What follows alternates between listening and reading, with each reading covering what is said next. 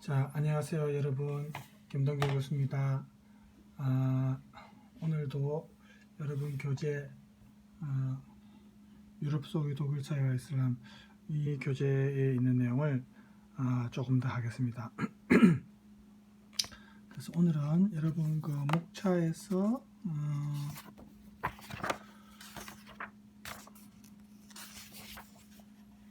자, 독일 사회에서 이슬람은 통합의 방해 요인인가 61쪽입니다. 그래서 이 부분을 할까 합니다. 자, 61쪽이죠. 여러분, 제가 이제 거기 화면상으로도 인쇄본이 있어서 띄울 수 있지만 이렇게 글자 띄우는 건 조금 삭막하니까 그죠? 그래서 삭막한 글자보다는 이거는 지금 유럽에서 다문화 정책이 실패했다는 말이 또 있고 아직도 현재 진행형입니다. 그죠?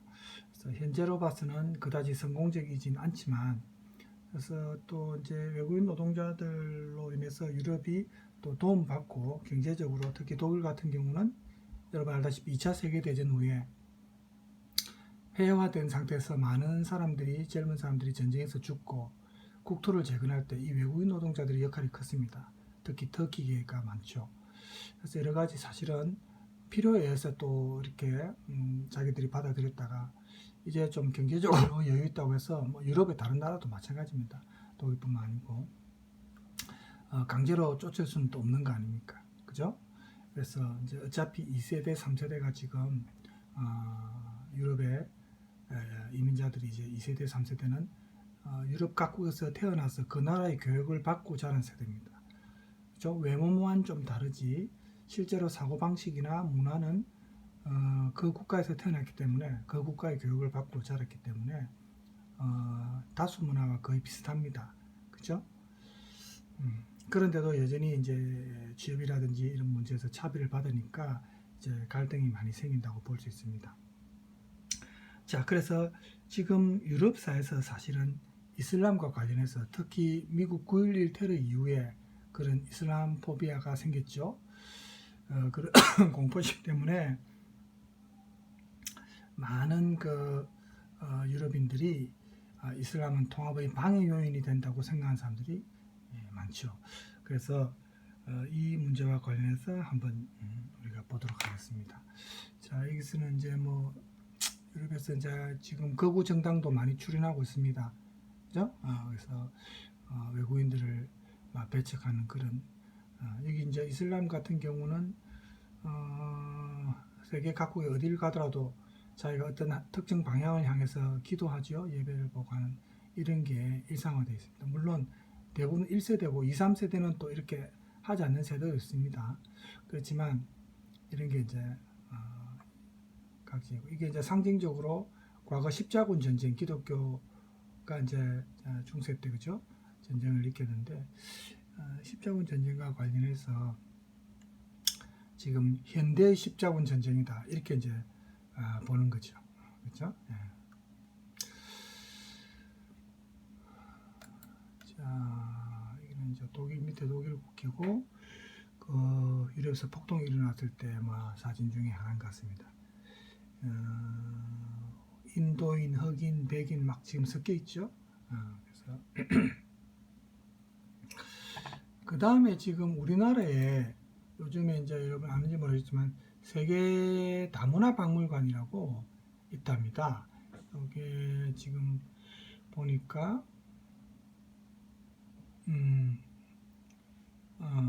2017년도에 올린 거네요. 세계 다문화 박물관이라고 있어요. 이게 서울 은평구에 있답니다. 우리가 서울 살지 않으니까 가볼 수는 없지만 이런 박물관도 있답니다. 지금 보세요 사진. 예, 그죠? 예. 아니 이제 보면은 이렇게 꼬마들 데리고 아마 안에 간 것 같아요.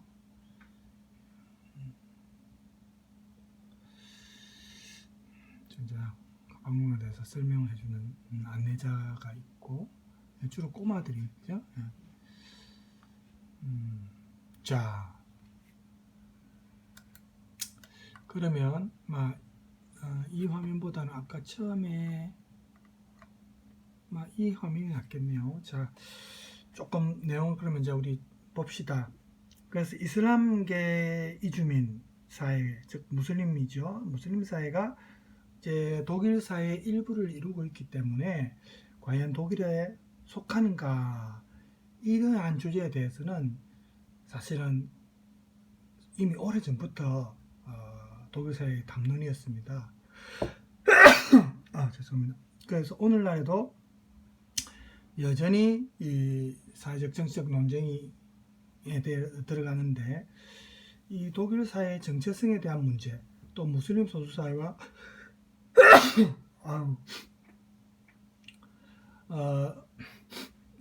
봄에 제가 좀 알레르기가 있어서 한 번씩 이렇게 재채가 나옵니다. 그래서 이 독일 사회 정체성에 대한 문제와 무슬림 소수 사회와 독일 다수 사회 간의 실질적 통합의 문제, 이런 게 이제 항상 많은 사람들이 관심을 끄는 문제인데, 또 공적 장소에서 종교의 역할, 그러니까 독일 같은 경우는 유럽도 다른 유럽 국가도 그렇지만 비종교적이고 세속적인 법치 국가입니다. 어쨌든 대내외적으로는 그렇게 표방을 합니다. 그래서 이슬람 종교는 좀 그렇지 않죠. 이슬람은 종교성이 좀 강한 그런 국가들이 많습니다. 그래서 독일 내에서 기독교나 유대교 같이 다른 종교와의 형평성을 고려할 때도 이 이슬람교도 어느 정도 제도화해주고, 또 대학 교육에도 다른 기독교나 유대교 뭐 이런 과목도 있고 종교 수업이 있습니다. 선택해서 들을 수도 있죠. 그럼 이슬람도 그렇게 허용해야 되지 않느냐, 이슬람만 배척하는 것은 좀 형평성에 맞지 않느냐, 이런 문제도 또 제기되고 있습니다. 그래서 최근 독일 내의 정세에 의하면은 독일 인구 과반수가 이슬람교를 좀 배타적 종교로 보통 생각을 한답니다. 그래서 많은 독일인들이, 특히 너무 많은 무슬림들이 독일에 살고 있다. 그리고 독일이라는 국가에게 너무 많은 요구를 하고 있다. 이런 여론이 많답니다. 반대로 또 이슬람교를 믿는 사람들은 항상 자신들이 차별받고 있다고 생각을 하겠죠. 항상 법적, 경제적, 정치, 사회적이든 불평등한 대우를 받고 있고, 그렇게 생각하는데 서로 상대적입니다. 그렇지만 이렇게 개인적인 주관적 인식들이 공개적 논쟁에서 다뤄진 경우는 좀 드뭅니다. 서로 그렇게 생각만 하고 있는 거죠.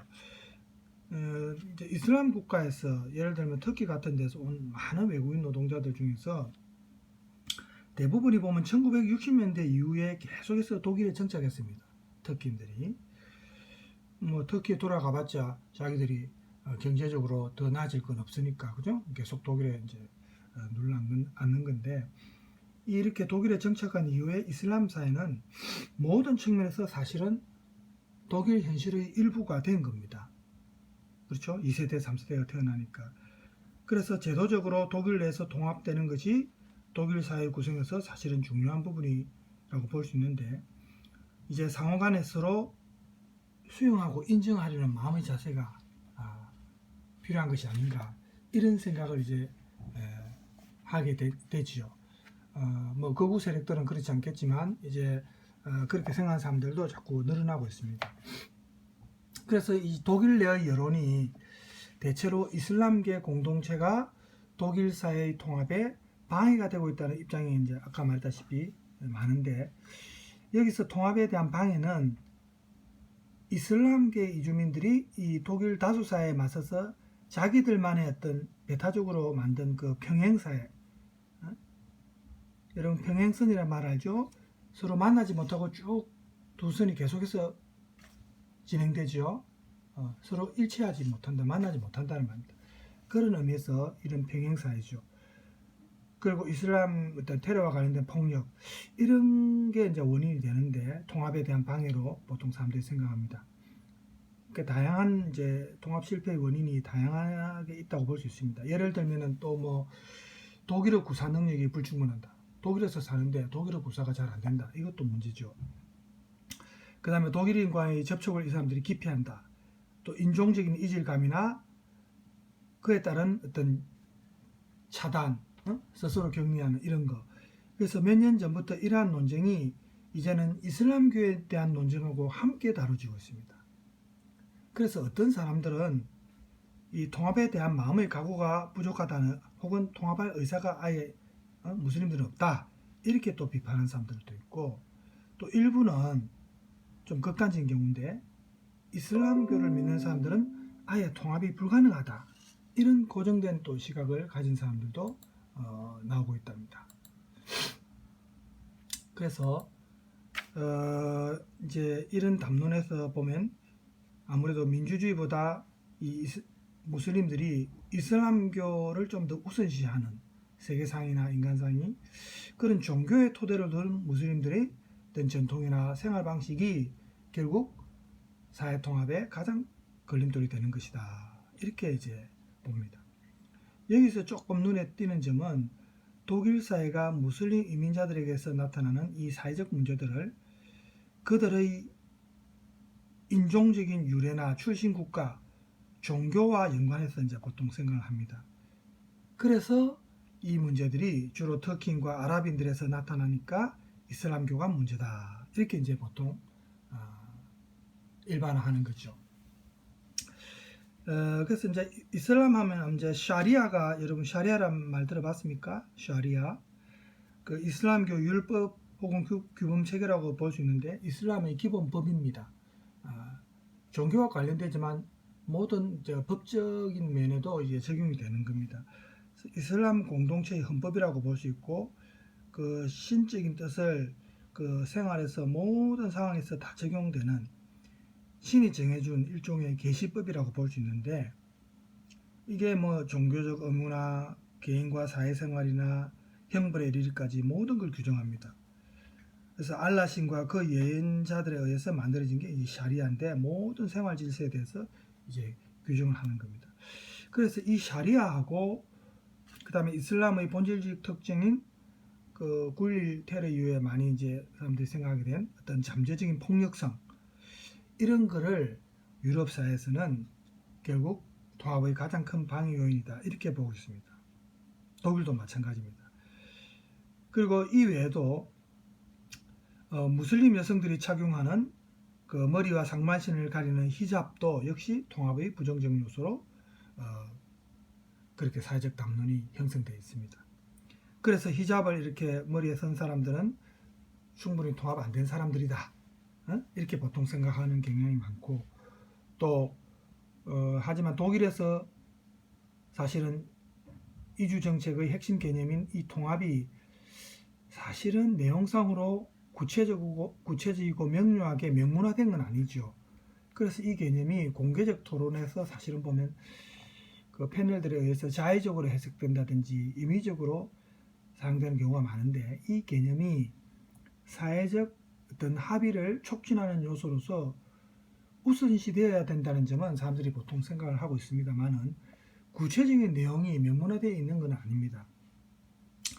그래서 이러한 논쟁에서 이제 통합이 실질적으로는 이 통합 과정이 존재하지 않거나 이미 실패한 것에 오히려 초점을 맞추는 경향이 많습니다. 그래서 통합을 차라리 무슬림들한테는 요구해서는 안 된다, 아까 말했다시피 그런 의견들이 이제 많이 나오고 있고, 또 좀 아쉬운 점은 또 몇몇 성공적인 통합의 사례들도 있는데 이러한 사례들은 잘 보도가 안 돼요. 실패한 통합 사례들과 구별해서 좀 이런 성공적인 통합 사례도 소개가 되고 이렇게 되면 좋겠는데 또 그런 게 잘 안 됩니다. 그래서 이런 다양한 원인, 이런 다양한 상황 때문에 이제 사회 통합이 쉽지 않은데, 그러면 우리가 먼저 첫 번째로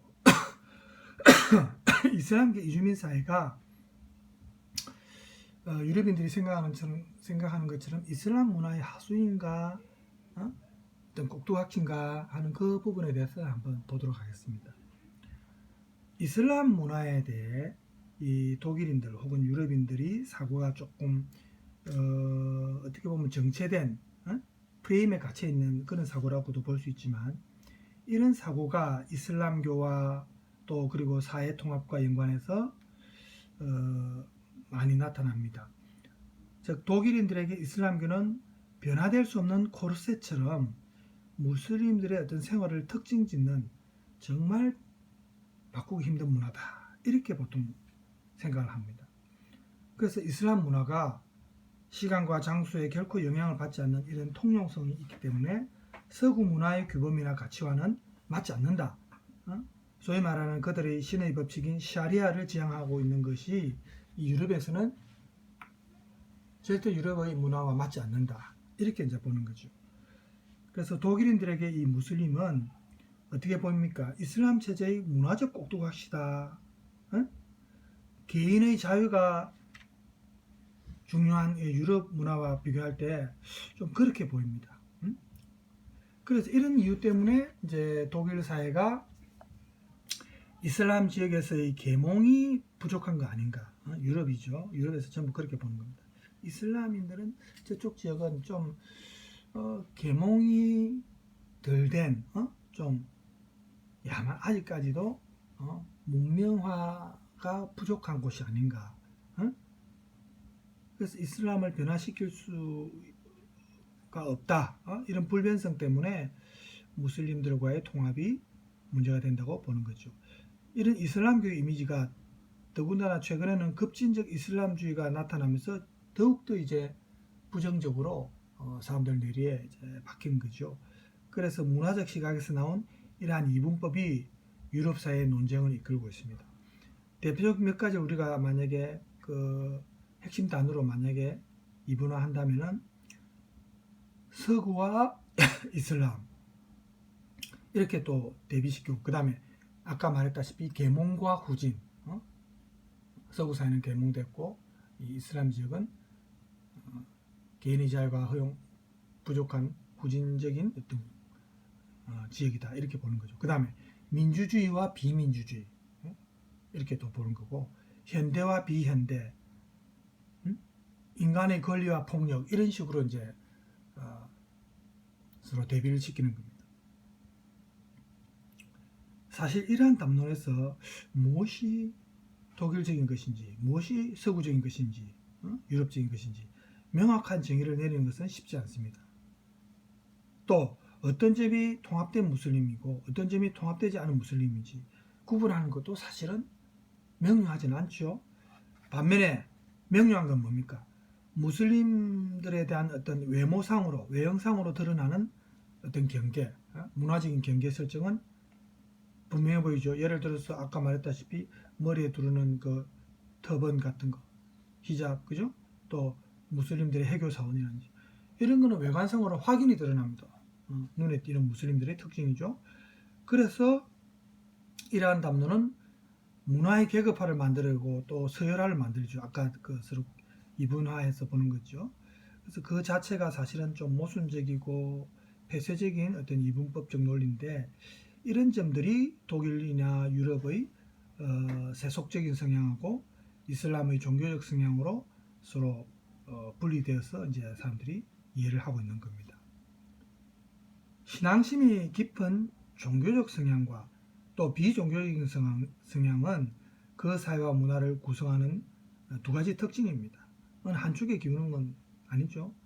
그래서 이때 규범이나 가치가 문화를 이끌고, 또 이러한 문화는 사실은 정체되어 있는 것이 아니고 끊임없이 협의되고 변화되는 그런 복합적인 진행 과정이라고 우리가 사실은 봐야 됩니다. 그래서 이러한 점이 독일 사회에 거주하고 있는 이민자들의 문화에도 사실은 적용될 수 있는데, 왜냐하면 문화는 다른 문화 요소들을 수용하고 또 상호 교차하기도 하고 중첩되기도 하면서 혼종성의 특징을 지니는 그런 과정, 좀 다이내믹한 역동적인 과정이라고 봐야 되죠. 고정된 문화라는 게 있습니까?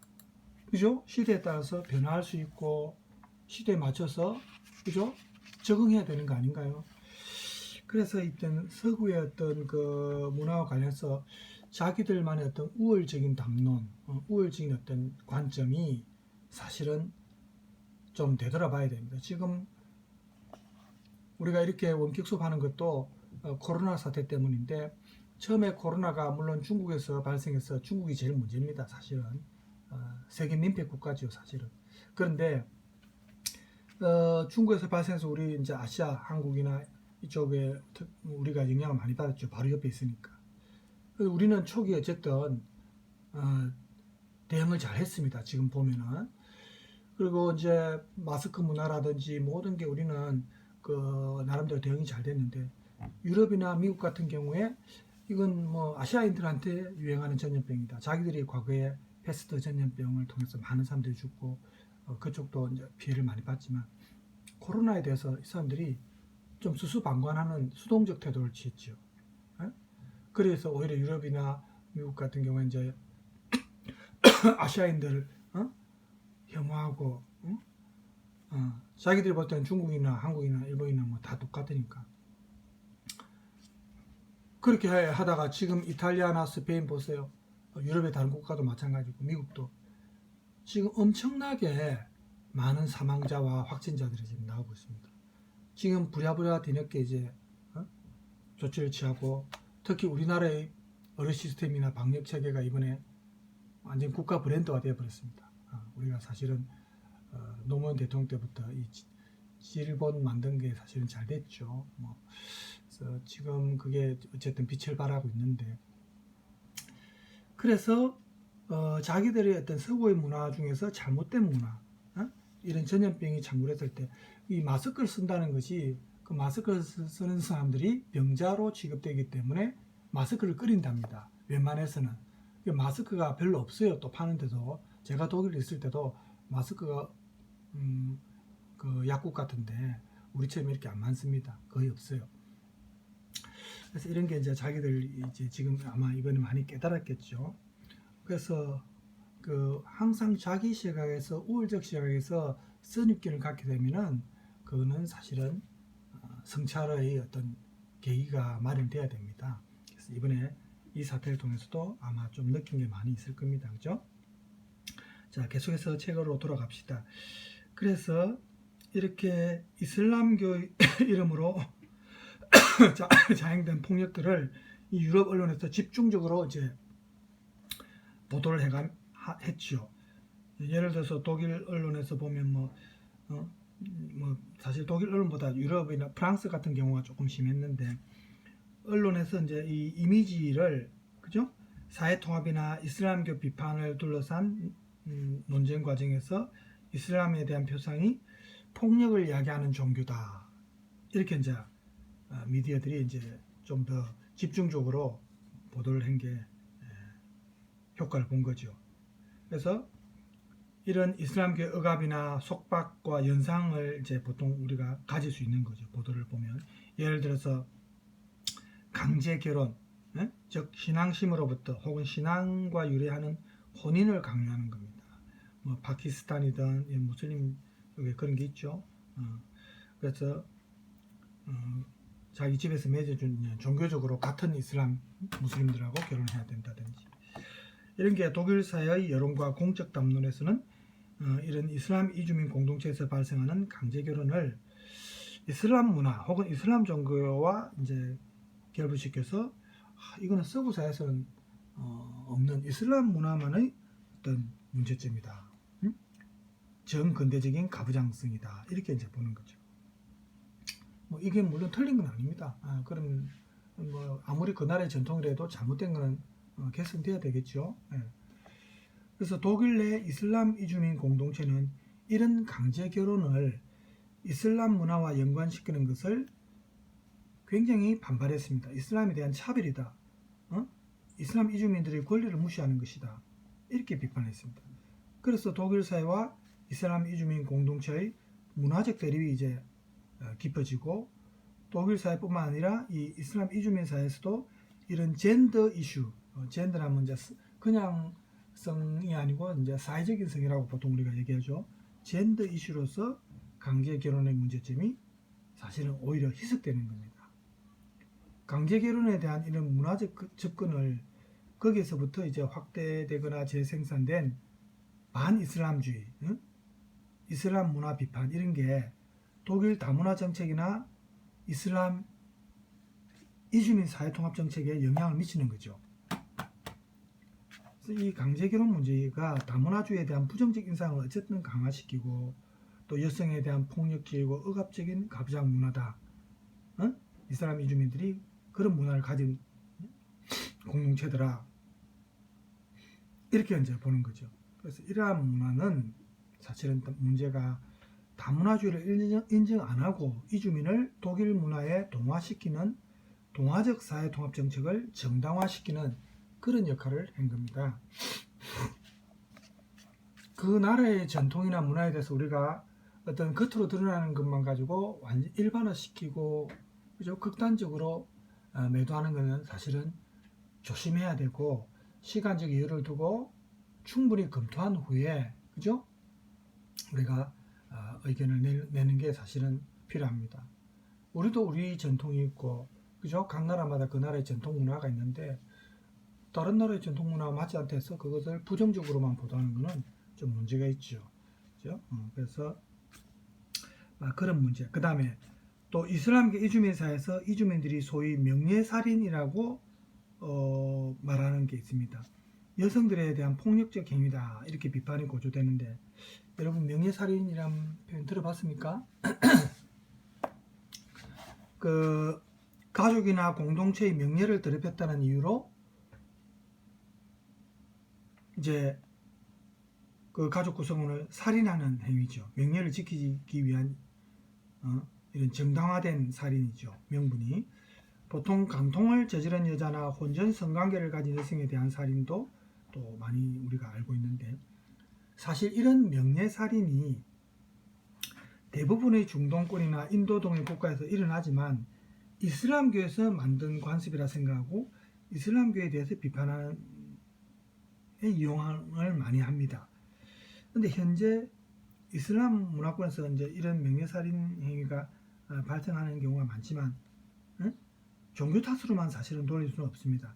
많은 독일인들이 이슬람인들에서 떠올리는 이런 폭력의 잠재성, 뭐 지하드나 코란에 의한 형벌 이런 슬로건으로 행해지는 폭력 행위 이런 것뿐만 아니고 독일 사회와의 통합 문제와 관련해서 논쟁 때 보면은 신학, 이슬람교의 법 뭐 이런 의문들이 문제가 자꾸 나오는데 이런 명예살인도 또 여성 할례도 있죠. 그죠? 여성 할례는 아닙니까? 여성 엄부를 이제 불구로 만드는 뭐 그런 행위. 또 가정에서 폭력 이런 게 이슬람교에서는 원래는 금지하고 있는 겁니다. 이게 이슬람교에서 장려하는 행위는 아니죠. 그래서 이거 일부를 전체로 이제 매도하는 경우가 보통 많습니다. 독일에서 가족이나 배우자의 관계에서 여성들의 폭력 경험에 대해 조사한 연구를 보면 터키계 여성이 사실은 폭력의 경험이 많습니다. 하지만 이런 폭력의 경험은 예를 들어 동유럽 같은 경우도 배우자 간의 관계에서 역시 높습니다. 동유럽도 같은 유럽 문화도 이런 건 이제 통계를 통해서 나오죠. 조사를 통해서. 또 다른 결과도 있습니다. 예를 들어서 터키계의 대다수가 무슬림이기 때문에 더 빈번하게 폭력에 노출되어 있는 게 아니고 해당 여성들이 자신들의 사회적 상황에 의해서 즉 뭐 독일어나 이런 부족한 언어, 지식 또 교육을 좀 많이 못 받은 미흡한 교육 또 경제적으로 남자한테 의존하는 것 이런 것 때문에 배우자로부터 해방되기가 사실 어렵다는 겁니다. 여성들이 경제적으로 독립되면 폭력에 노출되는 게 좀 덜하죠. 예. 그래서 이게 이제 무슬림들이 원래 거주했던 본토와는 달리 독일 사회에서 이제 이런 가정 폭력이 오히려 더 많이 일어나는 것은 남성과 여성 간의 관계에 의해서 유럽에서 남성과 여성 간의 이제 남녀 평등이라든지 이렇게 관계가 강조되니까 불안정해진 남성상 이제 이민에 의한 이런 원인이 어느 정도 역할을 했다는 통계가 있습니다. 실제 본국에는 그다지 심하지 않았답니다. 그럼 명예살인이 어떻게 실현되는가? 이슬람교 여성들이 비이슬람교적 삶을 살았기 때문에 살이 되었는가? 우리가 이런 생각을 가지고 있죠. 근데 사실은 모로코나 또 스페인, 남이탈리아, 그리스 이런 지역에 이르기까지 이 지중해 지역 국가들에서도 이러한 결혼 생활의 개념이 다양하게 이제 있는데 무슬림 사회만의 특수한 상황은 아닙니다. 예를 들어 이탈리아의 마피아 사회라든지 카무라 조직, 이게 이제 카무라는 역시 이탈리아의 뭐 옛날 1820년대 만들어진 비밀 결사 조직인데 일명 나폴리의 마피아라고도 불린답니다. 그래서 이 이탈리아 마피아 사회, 이런 조직 사회 등에서도 명예살인이 많죠. 명예가 중요한 역할을 합니다. 그래서 이러한 명예 개념은 사실 이민을 통해서 우리가 새롭게 태어난 것이지 이슬람 문화권에만 존재하는 것은 아닙니다. 또 이러한 명예는 종종 개인의 잘못된 행동에 대해서 그것을 정당화하는 어떤 도구로 사용되기도 하지만 명예살인이 이슬람교의 법체계로부터 그들만의 고유한 판결에 의해서 나오는 처벌은 아닙니다. 사실 명예살인자들이 이슬람교에서 규범적인 중재기관으로서 역할을 하는 샤리아에서 그 근거를 끌어오는 것은 잘못된 겁니다. 부당한 어떻게 보면 주관적인 논리입니다. 그렇죠?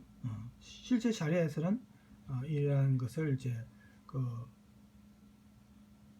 허용 안 하지요. 허용 안 하는데 일부가 이제 이런 샤리아를 근거로 끌어오는 바람에 모든 사람들이 이제 이슬람 법체계가 문제구나 이렇게 이제 생각을 하는 거죠. 그래서 중앙일보의 뭐 기사 2016년도의 기사를 보면은 파키스탄에서는 그때까지 공공연하게 벌어지던 이 명예살인이 이제 법으로 금지됐답니다. 그래서 명예살인 범죄자는 최소 징역 25년형에 처해진답니다. 지금은 그런 게 이제 거의 많이 없어졌죠. 그래서 최근에는 이런 이슬람의 종교적 특징이나 폭력적 성향 간의 관계에 대한 학문적 연구서들도 많이 나와 있고 뭐 그랬는데 이런 연구 결과를 보면 그 원인이 확실치는 않지만 오히려 어린 시절의 범죄를 유발하는 주변 환경과 폭력의 경험 같은 다양한 요인들이 그 이민자들의 환경에서 이런 청소년들이 좀 폭력성을 좀 더 갖게 하도록 하는 원인이 된다. 그래서 이민자 가정 출신의 청소년들이 독일에서 오래 살면 살수록 점점 더 폭력성이 증가한 것은 그런 이유다. 이렇게 이제 보통 나와 있습니다. 그래서 점점 이런 폭력성이 증가한 것은 이주하게 된 독일적 환경, 즉 유럽의 환경에서 만들어졌답니다. 원래 출신 국가에서는 이런 폭력성이 훨씬 적었답니다. 연구 결과에 하면. 그래서 이제 이민사회에서 아무래도 스트레스 많이 받고 다수 사회와의 어떤 그 차별 때문에 이런 게 조금 더 심해졌다고 사실은 볼 수 있는 거죠. 자, 33분이네요. 제가 사실은 오프라인 때 수업은 그냥 가서 여러분하고 같이 커뮤니케이션 하면서 질문도 받고 이렇게 수업하면은 훨씬 더 수업이 좀 더 활기도 있고 또 뭐 그 수업 내용과 조금 다른 내용도 가끔씩 섞어가면서 할 수 있는데 이렇게 동영상으로 찍을 때는 좀 그런 게 좀 거의 불가능한 것 같아요. 여러분 의견도 들을 수 없고 일방적으로 저 혼자 이제 얘기를 해야 되니까. 그리고 이제 학교에서 봉지에 의해서 우리가 처음 이렇게 시도하고 있는데 우리가 전문적인 인강을 만들었던 그런 문화는 교수법은 우리가 처음이죠. 그죠? 인강을 만드는 그런 교수법은 배우지 않았습니다. 오프라인 수업을 항상 해오다가 갑자기 이렇게 이제 인강을 만들어내니까 사실 많이 당황스러웠어요. 그래서 여러분들이 막 그런 점을 조금 고려를 했으면 좋겠습니다. 자, 그래서 제 혼자 지금 계속해서 조금 쉬어가는 마당이라 생각해서 제가 다문화박물관 아까 얘기했죠. 우리나라에도 있댔죠. 그 다문화박물관에 대한 내용이 유튜브에 있어서 잠깐 내용을 보여드리겠습니다. 다문화라고 하면 우리는 부지불식간에 아시아권의 문화를 떠올리곤 하는데요. 하지만 사실 다문화와 세계 문화는 같은 뜻을 갖고 있습니다. 바로 그렇게 편견을 깨주는 즐거운 박물관이 있는데 사람들의 발길이 끊이지 않고 있다고 합니다. 김희진 국민기자가 소개해드립니다. 이탈리아에서 인사하고 싶을 때 남자한테 이렇게 인사해요. 따라하세요. 저 벨로. 한번 더 큰 소리로. 저 벨로. 피사의 사탑과 이탈리아 문화에 대한 외국인 선생님의 설명에 학생들이 귀를 기울입니다. 궁전처럼 보이지만 실은 왕비의 무덤인 인도의 타지마할, 양파의 모양을 본따 지붕을 만든 러시아의 성 바실리 성당, 놀라운 보존 상태로 유명한 이집트 투탕카멘의 미라. 세계의 상징물에 얽힌 이야기가 아이들의 호기심을 불러일으킵니다. 좀 책으로 봤을 때는 이해 잘 안 되고 이게 이건가 했는데 여기 직접 박물관에 오니까 기대 이상으로 잘 돼 있어서 괜찮았던 것 같아요. 이탈리아의 물에서 다니는 배가 참 신기했던 것 같고 옆집 갈 때도 배 타고 간다니 그 배를 한 번 더 체험해보고 싶다는 생각이 들어서 이탈리아에 가고 싶어요. 10년 전 개인 소장품으로 문을 연 다문화 박물관에는 아시아를 비롯해 유럽, 아프리카, 중동 등 50개 나라 3천여 점의 유물과 물건들이 전시되어 있습니다. 각국 대사들이 자국을 알리고자 기증한 기념품들과 2014 월드컵 때 브라질에서 기증받은 초대형 그림, 우리나라의 단 하나뿐인 베네치아의 곤돌라는 시선을 사로잡습니다. 세계의 춤 배워보기와 전통 의상 패션쇼, 악기 체험, 요리 만들기 등 각국의 문화를 보고 체험할 수 있는 프로그램도 다양합니다. 글로벌 시대, 아이들이 세계의 다양한 문화와 풍습을 체험하며 꿈과 희망을 키워가고 있습니다. 10년 동안 이곳을 다녀간 사람은 20여만 명. 요즘은 한 해 2만 5천 명 이상의 관람객이 찾고 있습니다. 은평 다문화 박물관은 서울시의 제1종 전문 박물관으로 지난해엔 한 포털 사이트에서 체험박물관 베스트 5에도 선정될 정도로 인기를 얻고 있습니다. 미국, 이탈리아 두 가지 있어요. 직접 가보지는 않아도 그곳의 문화를 어느 정도 경험해보고 이렇게 맛볼 수 있어서 좋은 것 같다는 생각이 들어서 와봤는데 생각했던 것보다 더 좋았던 것 같아요. 네. 체험을 도와주는 외국인 선생님들은 아이들이 다른 나라에 대한 편견을 없애고 친근하게 다가올 때 큰 보람을 느낍니다. 아이는 처음에 왔을 때 저보고 다른 외국 선생님들 다 보고 너무 무서워서 정말 수업 못했어요. 젊은 애들한테 외국 사람 보면 백인이 미국 사람이다. 흑인이 불쌍한 아프리카 사람이다. 이런 거 아니라 사람마다 어느 나라에서 와도 특별한 사람이고 대한민국 사람처럼 특별한 사람이라고 하는 거 좀 보여주고 싶어서. 다문화 박물관은 올해 개관 10년을 맞아 주한 대사 부인들의 기증품으로 꾸민 전시회와 중동 국가의 봄맞이 축제를 주제로 한 체험 등을 마련할 예정입니다. 국민 리포트 김희진입니다. 자, 그래서 우리나라에도 이런 게 있다는 걸 전 몰랐어요. 여기 사진에 나와 있죠. 아까 동영상에도 나온 일부죠. 자, 이 화면 다시 돌아갑시다. 자, 시간이 38분인데 조금만 더 하고 오늘 수업 조금만 더 하고 마치겠습니다. 자, 그래서 아까 히잡과 관련한 유럽 미디어에서 히잡을 비통합의 상징으로, 그죠? 보통 보도를 하니까 그 부분을 조금 생각해 봅시다. 그래서 유럽 사회에서 이렇게 무슬림들을 공개적으로 인식하는 상징이 이 무슬림 여인들이 외출 시에 보통 착용하는 히잡이죠. 머리에 두건처럼 쓰는 거죠. 독일에 이주한 이슬람 주민들이 독일 다수사에서 다문화 실패했다, 이런 상징적으로 이미지화하는 기능을 이 히잡이 합니다. 그래서 독일인들에게 이 이슬람교의 상징으로 히잡이 보통 생각이 되고, 또 이슬람의 불평등한 성적 질서의 산물이다, 혹은 억압하는 이슬람의 결과물이다. 정치적이고 억압하는 이슬람의 결과다. 보통 이렇게 이제 히잡이 상징이 됩니다. 하지만 사실 이러한 이미지들은 서구 사회가 무슬림들의 히잡에 자신들의 뜻대로 정치적으로 해석한 해석을 부여한 그런 의미가 강합니다. 예를 들어서 히잡 착용 금지령으로 논란이 된 유럽이 보면은 이질 문화의 수용 또 통합이라는 측면에서 볼 때도 그렇고 또 서구적 전통과 가치에 대해서 사실은 다시 생각해야 될 필요가 있는데 유럽에서 이 히잡 논쟁이 가시화된 것은 저번에도 제가 잠깐 얘기했는지 모르겠지만 그 프랑스에서 먼저 시작이 됐죠. 그 시기가 그때 보면은 아마 1989년이죠. 독일이 이제 통일될 때 분단 베를린 장벽이 이제 무너질 때니까. 그래서 그 학교에서 히잡을 쓴 여학생을 퇴출시킨 사건이 언론에 보도되면서 시작이 됐습니다.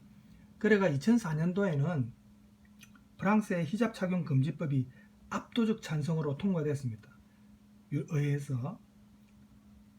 그 이후부터 이제 유럽에서 논란이 커졌는데 독일에서도 공공장소에서 히잡을 규제하는 움직임이 일어났고 각 주마다 차이는 있지만 특히 교육 공무원 같은 경우에 교사들이겠죠. 히잡 착용이 법으로 금지되어 있습니다.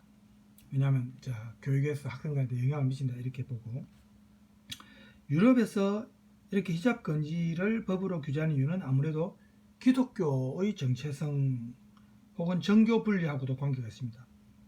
그렇지만 독일 같은 경우 히잡 논쟁은 유럽의 그 다른 논쟁과 조금 다른 점이 있는데 철저하게 정교 분리 원칙을 원칙으로 하는 그 프랑스는 히잡을 금지하는 게 어느 정도 우리가 이해가 되지만 독일 같은 경우에 국가와 교회가 사실은 서로 협력하면서 어정쩡한 형태로 미완성된 그런 어떤 세속 국가라는 어떤 형태에서 히잡을 규제했기 때문에 프랑스하고는 조금 다르다고 볼 수 있습니다. 그래서 독일 국교는 어쨌든 대내외적으로는 국교라는 게 없어요. 표면적으로는 정교분리 원칙이 준수되고 있지만 사실은 가톨릭하고 개신교 이 양대 종파가 오늘 기침이 왜 이리 자꾸 나오지? 죄송합니다. 그래서 이 양대 종파가 가장 큰 종파죠. 그래서 국가가 종교적 중립을 유지하는 것도 이 가톨릭과 개신교를 고려해 가지고 정치적 타협이라고 볼 수 있는데 그래서 독일에서 히잡 규제에 대해서 정당하다 이렇게 말하는 것은 조금 형평성에 맞지 않다고 볼 수 있죠. 그래서 독일사에서 히잡이 사실은 기독교의 십자가와 유사하게 이제 종교적 상징으로 보통 설명이 되는데 그런데 예를 들어서 독일 주교회의 의장이었던 사람 그 이름 뭐 정확히 기억 안 나지만 이 사람이 독일에서 히잡에 대한 논쟁이 좀 심했을 때 십자가와 수도회의 복장은 정치적인 선전의 의도는 전혀 없다 이런 말을 했답니다. 그런데 반면에 히잡은 독일과 유럽에서 정치적 의미를 갖고 있다 이렇게 이제 얘기를 한 거죠. 그래서 독일 내에서 이런 담론을 보면은 여기에서는 이슬람의 히잡과 비교해서 기독교 십자가는 좀 정치성이 없고 평화주의적인 상징이 있다 이렇게 이제 사람들이 생각하는 겁니다. 그래서 독일 사회에서 이제 만연하게 된 이 반이슬람 정서에 의해서 히잡을 쓴 여인들이 정근대적이고 가부장적인 체제의 희생양이다. 이슬람 공동체를 대변하는 역할을 하고 있다. 이슬람 원리주의자들에 의해 조종되는 꼭두각시다. 이렇게 이제 부정적으로 보통 얘기를 많이 하게 됩니다. 독일 각 주도 이런 히잡의 어떤 의미를 생각해서 학교의 화합과 평화에 위협이 되는 요소다. 이렇게 이제 간주를 한 거죠. 그런데 사실은 히잡을 단순히 종교적 동기나 혹은 부모나 자신의 출신 국가 전통을 보존하기 위해서 착용하는 여인들이 많습니다. 그래서 이런 여인들의 입장에서는 이런 서구의 관점이 오히려 억압이나 차별로 여겨지는 거죠. 이슬람 단체와 많은 인권 단체들은 히잡이 이슬람을 믿는 사람들의 문화적 자기 정체성을 표현하는 것인데 왜 이렇게 탄압하느냐 이렇게 이제 반박을 합니다. 기독교나 유대교를 상징하는 모자나 수녀의 복장은 금하지 않으면서 왜 히잡만 규제하는 것이냐. 이거는 서구 우월적인 사고방식에 거기에서 나온 거 아니냐. 편견이고 종교차별이 아니냐. 이게 이제 반대론자들의 주장입니다. 그 이유가 저도 조금 공감은 가요. 그죠? 수녀들이나 다른 뭐 유대교도 그 빵모자 같은 거 머리에 써주지 않은 거 그거 많습니다. 사실은 십자가도 목에 그죠? 그리고 사실은 이 모든 지중해 문화에서 다양한 종교적 성향을 가진 여성들이 착용하는 베일이나 두건 이런 거는 사실 기독교가 이슬람교보다 훨씬 전통이 오래됐답니다. 그죠? 그래서 이런 걸 비교할 때 조금 형평성에 맞지 않는 측면이 사실 있고 또 이제 반대론자들도 있습니다. 두건과 복면이 피의 상징이고 전 세계를 신의 국가로 흉악하게 만들려고 하는 이슬람교의 십자군 전쟁의 깃발이다. 이렇게 이제 좀 극단적으로 주장한 사람들도 있어요. 여기에 덧붙여서 또 히잡을 두는 여인들은 남성들과의 동등한 권리를 자발적으로 포기한 여자들이다. 이슬람 편의 깃발을 든 여자들이다. 이렇게 또 비판을 합니다. 히잡에 대해서 이렇게 정치화해서 인식을 하는 것은 무슬림 국가의 여성 적대적인 담론에서 생겨났고 이걸 수용한 결과입니다. 결국은. 그래서 이에 대한 사례가 보면 탈레반의 그 여성에 대한 그 인간 경시적인 어떤 그런 행동, 그 다음에 또 아프가니스탄에 부르카라고 있죠. 전신을 가리는 거. 히잡은 이제 머리 두근만 쓰는 거지만 그죠? 얼굴만 가리죠. 또 사우디아라비아에서도 여성들한테 강요된 베일색이라든지 또 이란에서 뭐 그때 공공장소에서 그 남녀 간의 성적 질서를 좀 구별하는 걸 법제화한 거지. 그죠? 그런 것도 다 여기에 들어가는데 근데 하지만 사실은 이렇게 히잡을 정치화하는 것은 사실 무슬림들이 아니고 18세기에 벌써 그 과거에 서구 사회가 식민지를 개척했을 때 식민지 점령군들이 근대화시키는 과정에서 정치적 헤게모니와 연관성이 많습니다.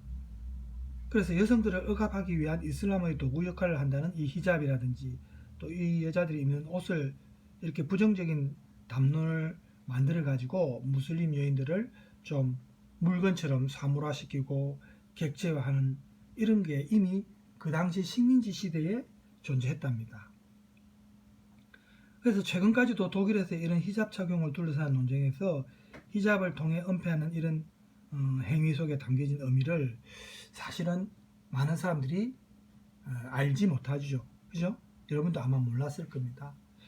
그래서 이런 의복 착용 같은 행위를 구별할 때는 어떤 지역의 의복 전통 또 그때마다의 역사적 정치적 맥락 그 지역의 종교 정책이나 의복 정책 이런 걸 사실은 우리가 다 고려해서 판단을 해야 되는데 이게 좀 편협된 시각에서 나온 측면이 사실은 좀 있습니다.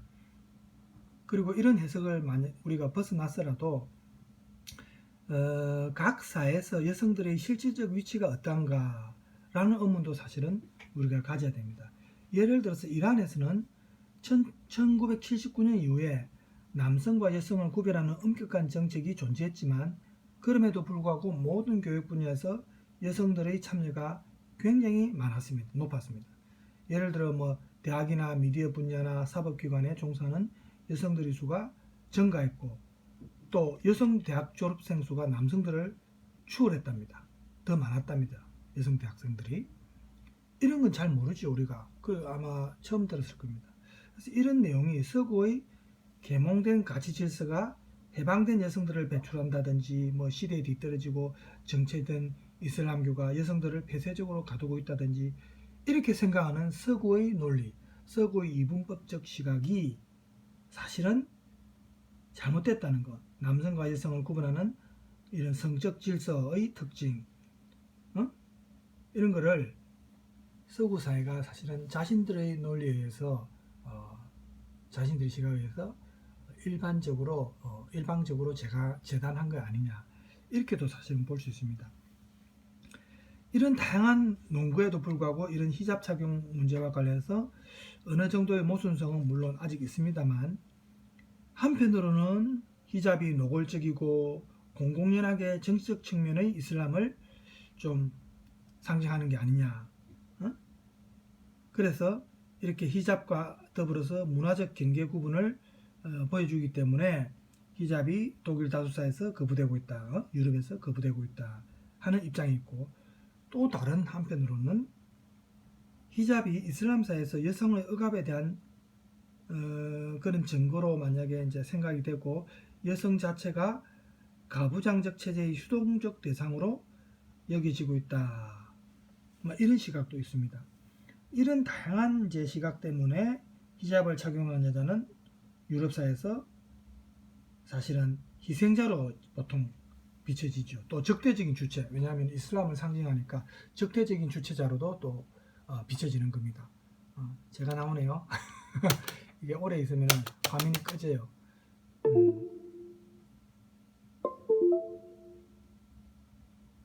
있죠? 동영상이면 움직이니까 이게 이제 안 꺼지는데,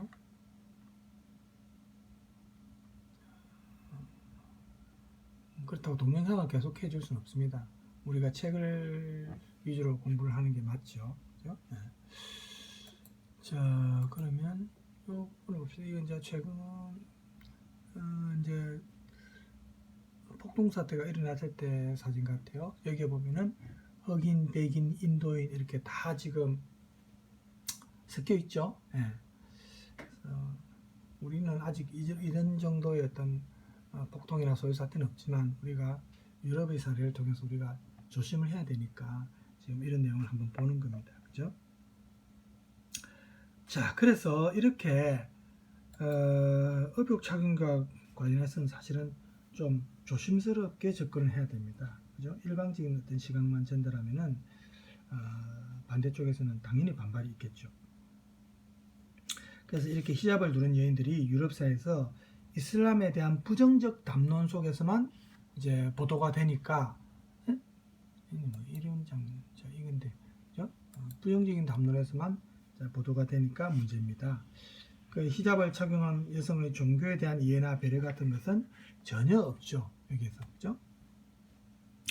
그리고 이렇게 히잡을 착용한 여인들의 개인적 동기에 대해서도 연구 결과를 보면은 의외가 많습니다. 무슬림 여인들의 28%가 히잡을 착용한다는데, 다수인 나머지 72%는 이에 반대하지 않습니다. 히잡을 착용한 여인들 중 10세 이하의 소녀들의 비율은 2.5% 정도랍니다. 그러니까 연구 결과를 보면 이슬람계 이주민의 2세대에서 히잡을 착용한 빈도는 자꾸 이제 줄어들고 있고, 또 오직 신앙심이 깊은 여인들만 히잡을 착용한다는 주장도 사실은 타당하지 않답니다. 왜냐하면 히잡을 착용한 여인들의 63.6%가 보면은 아주 강하게 자신들이 독일과 연결되어 있다고 느끼고 있고, 또 독일 내에서 교육받은 여성들일 때 이런 현상이 더욱 강했답니다. 그러니까 사고방식은 독일적이지만 이렇게 그렇다고 해서 히잡을 착용 안 하는 건 아니죠. 자기 나라의 자기 부모들이 전통이니까 우리가 뭐 한복이나 우리 전통 유지하듯이, 그죠? 그래서 이런 여인들이 히잡을 착용해도 다수를 차지하는 독일 사회와의 친근한 접촉이 오히려 많았던 사람들이 이 그룹에 들어갔답니다. 그래서 이 세대의 그룹에서는 독일 다수에 대한 거리두기나 통합에 대한 거부가 거의 발견되지 않았다, 이런 이제 조사 결과가 있고, 이런 걸 볼 때 시각적으로 드러나는 사항들을 우리가 일반화해 가지고 가부장적이고 전통적인 성적 역할과 이 히잡 착용을 동일시하는 그런 거는 좀 정당화되지 않는다고 볼 수 있습니다. 또 다른 최근 연구를 보면은 예를 들어서 히잡이 더 이상은 어떠한 종교적 역할도 하지 않는 자유주의적 성향을 가진 사람들로 보여지는 그런 비종교적인 무슬림들도 있습니다. 그리고 그러니까 이런 비종교적인 무슬림들하고 또 비종교적 성향을 가진 가정들도 이슬람의 전통적 성적 역할은 고수하고 있었습니다. 뭐 히잡도 쓸 수 있고 자기들의 원래 문화였으니까, 그죠? 그래서 종교적 성향과 이 전통적인 성적 역할 간의 연관성은 사실은 불확실하다. 그게 꼭 같이 연결되는 건 아니다라는 것을 이 조사를 통해서 알 수 있었습니다. 그래서 독일사에서 무슬림 여인들이 자신들의 히잡을 벗고 가부장적 관습에 의한 그런 성적 역할로부터 해방되어야 한다라는 식으로 자주 이제 언급되는 이런 서구사의 요구는 지나치게 단순화된 시각에서 나온 것이 아니냐, 이렇게 볼 수가 있습니다. 어떤 사람들은 이 독일의 히잡 착용에 대한 이러한 시각이 오리엔탈리즘에서 나온 게 아닌가, 이 서구사의 이 히잡 착용과 관련한 시각이. 에드워드 사이드의 책, 여러분 오리엔탈리즘이라는 책 본 적 있습니까?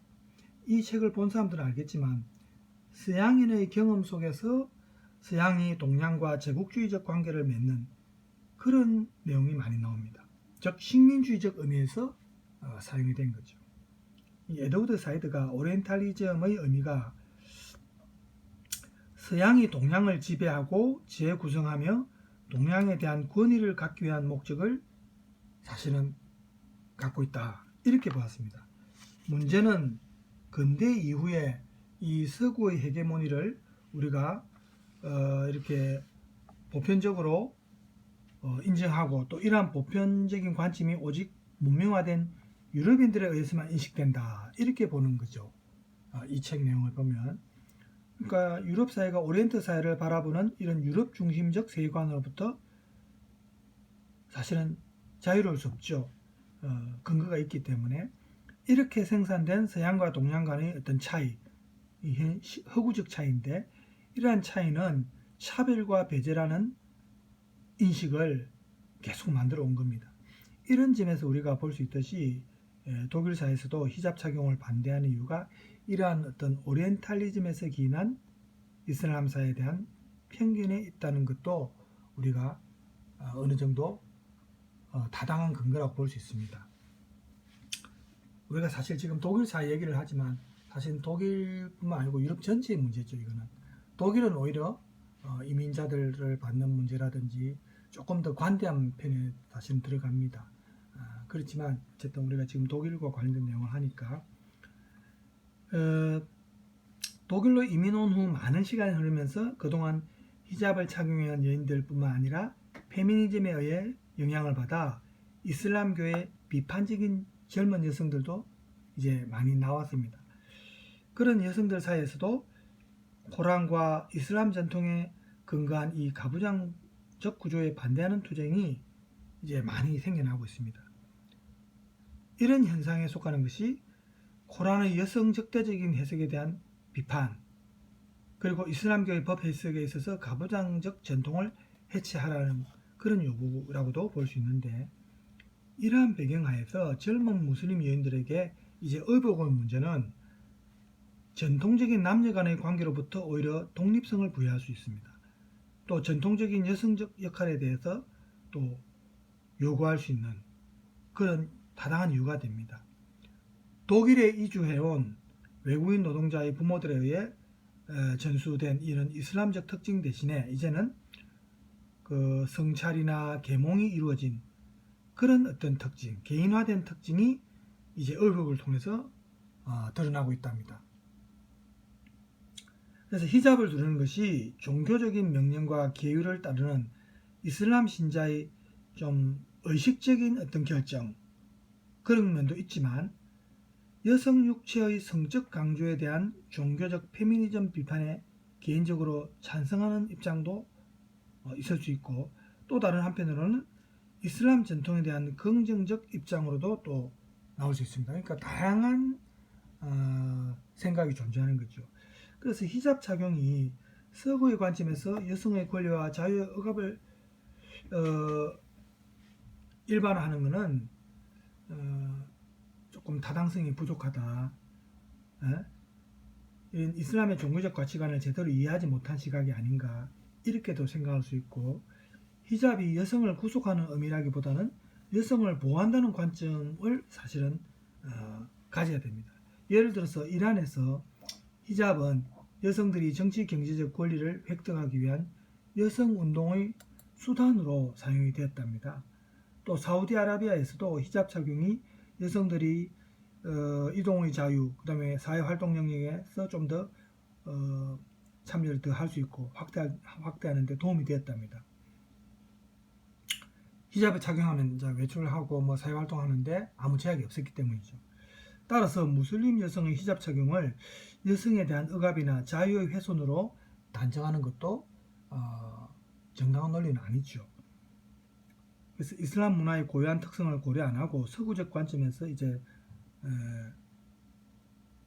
이런 서구적 관점에서 사실은 벗어날 필요가 있고, 또 어쨌든 상대적 입장에서 이슬람 여성을 보는 시각이 필요해 보입니다. 왜냐하면 앞에도 말했지만 이 히잡이 이슬람적 가치를 토대로 한 무슬림 여인들의 어떤 정체성을 상징하는 그런 역할을 하기 때문이죠. 전통과 관련된 거죠, 사실은. 그래서 정치적인 의미만 우리가 가질 수는 없다, 이렇게 볼 수 있고. 자, 지금 시간이 벌써 1시간 넘어버렸네요. 오늘 생각보다 시간이 좀 많이 걸렸습니다. 그래서 우리가 남자든 여자든 어떤 특정한 성에 적합한 종교적 성향, 또 어떤 민족 고유의 종교적 특성, 이런 것 때문에 그 사람들이 속해 있는 사회의 사교적 삶에 참여하는 것이 사실은 방해받아서는 안 됩니다. 이슬람교의 세속화는 유럽화를 말하겠죠. 불가능하기 때문에 무슬림들이 민주적이고 다원적 사회에 통합될 수 없다라는 이런 유럽사의 비판도 사실은 제거해야 됩니다. 다시 생각이 돼야 되죠. 왜냐하면 이런 세속화된 무슬림들이라는 편 속에도 벌써 이 편 속에 이미 이러한 담론의 모순성이 이제 나와 있는 거죠. 담겨 있는 겁니다. 그죠?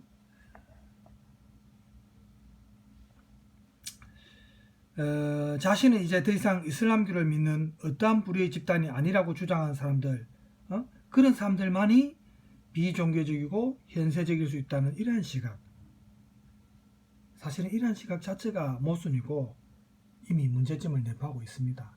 그죠? 그래서 우리가 어떤 다문화 사회라는 것이 어떤 한 문화에 동화되는 건 아니죠. 그 나라의 전통 문화를 어느 정도 인정하면서, 그죠? 그 다수사의 문화와 공존하는 겁니다. 그러면 사실은 이렇게 공존하도록 해도 시간이 지나면 결국은 다수사의 문화에 서서히 흡입되는 경우가 사실은 많습니다. 대체로. 그렇죠? 동화되는 현상이 많습니다. 그래서 우리가 강제적으로 지금 프랑스의 동화주의 정책처럼 프랑스 문화에 동화되지 않으면 너그 나라로 돌아가라, 이렇게 하면은 갈등이 심화되어서 과거처럼 폭동사태도 일어날 수 있고, 또 취업이나 이런 데 평등하게 안 하고 차별을 하면서 동화되기만을 강요한다면은 문제가 생길 수 있죠. 그래서 우리가 유럽의 사례를 볼 때 우리는 지금 히잡과 관련해서 이런 갈등이 없죠. 오히려 우리나라 이쪽에서는 좀 더 훨씬 더 관대합니다. 그죠? 유럽의 사례를 통해서 우리가 좀 고칠 수 있는 점은 고쳐야 되겠습니다. 또 그렇다고 우리가 또 역차별로 다수 사회가 오히려 불이익을 물론 받아서는 안 되겠지만, 자, 오늘은 히잡과 관련된 내용 조금 했습니다. 시간이 생각보다 조금 많이 걸렸는데 다음 시간에는 여러분 자료 중에서 수업을 할까 싶습니다. 그래서 공지를 통해서 알리든지 하겠습니다. 자, 오늘 수고하셨습니다.